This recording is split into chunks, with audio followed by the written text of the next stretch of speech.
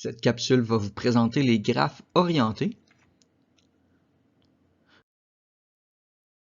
Donc, un graphe orienté, c'est simplement un graphe qui a des flèches, donc des sens dans le graphe sur chaque arête. Par exemple, ici, vous avez un graphe orienté. Vous voyez les flèches sur les arêtes. C'est des sens uniques, c'est-à-dire qu'on peut aller de A vers B parce que la flèche pointe vers là, mais on ne peut pas aller de B vers A. Donc, c'est des sens uniques pour chacune des arêtes. Il y a des changements au niveau du vocabulaire.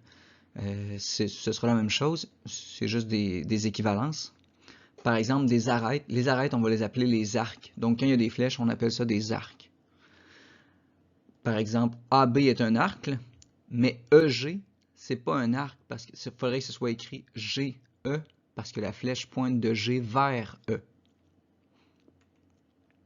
Ensuite, ce qu'on appelait une chaîne, c'est maintenant un chemin dans un graphe orienté. Voici un exemple de chemin. Donc, si je pars de A, je m'en vais vers B, ensuite à C, à D, et puis à F. Donc, ça, c'est un chemin tout simplement. Je suis parti d'un sommet, je suis allé vers un autre en passant par des arcs dans les bons sens avec les flèches. De A à G, il n'y a aucun chemin possible. Puis la raison, c'est qu'on peut regarder le sommet G, mais il y a deux flèches, mais il n'y en a pas une qui pointe vers G, donc c'est pas possible de se rendre à G.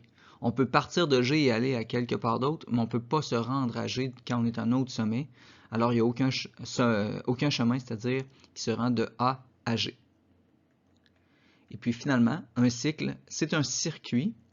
Donc un cycle, c'était comme un chemin, mais il fallait revenir sur le même sommet.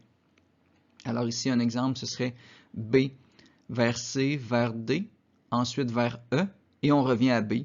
Alors ça, c'est ce qu'on appelait un cycle dans un graphe qui n'était pas orienté. Maintenant, ce sera un circuit dans un graphe où est-ce qu'il y a des orientations sur les arcs.